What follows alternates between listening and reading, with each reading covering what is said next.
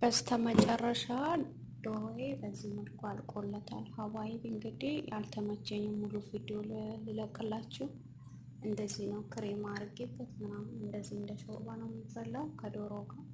ከወደዳችሁት ላይክ እና ሰብስክራይብ አድርጉኝ። ድምፄን ቀንሻለሁ ሰዎች ስላሉ እንግዲህ ይኸው እንደዚህ ነው።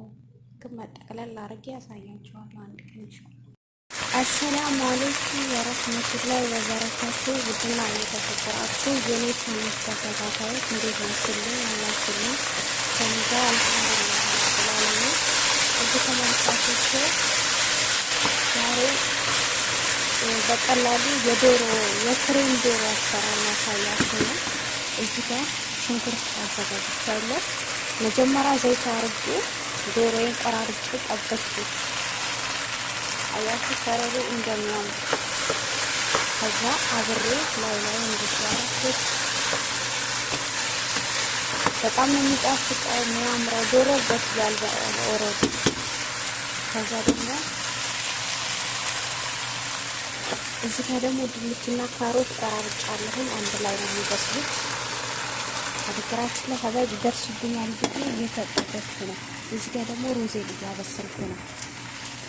መጀመሪያ ዘይት ጣጥኩ። ከዛ ደግሞ ዶሮን ቆራርጬ ከመማሰና አድርጌ ከዘይት ጋር ጥብስ ካረኩት በኋላ ዶሮውን ከዛ ቀጥሎ ደግሞ ከመማሰናም ከዶሮ ጋር ነው ያረኩት።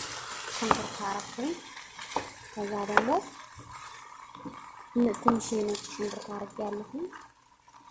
ድንችና ካሮት አርጌያለሁ። አብሬ ያበስለዋለሁ። በስሏል ኦልሬዲ ዶሮ።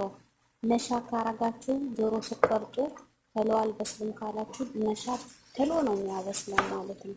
አንድ ማንኪያ ሁለት ማንኪያ ካረጋችሁ በኋላ ማለት ነው። ከዛ እንደዚህ አርጌ ከድነውና ካሮትና ድንቹ እስከሚበስል ነው እንጂ ዶሮ በስሏል። ተከታተሉ።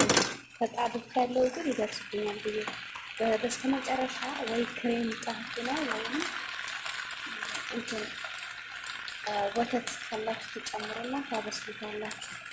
በጣም የሚጣፍጠው ጥሩ ምግብ ነው። እንግዲህ እንደዚህ አድርጌ አበስለዋለሁ። እሳቴን ቀንሼ ከዚህ አይነት ሩዝ ነው የሚፈላው። ሩዝ አብየር ነው የሰራሁት፣ ነጭ ማለት ነው። እንግዲህ ከወደዳችሁ ተባካችሁ ላይክ እና ሰብስክራይብ አድርጉኝ።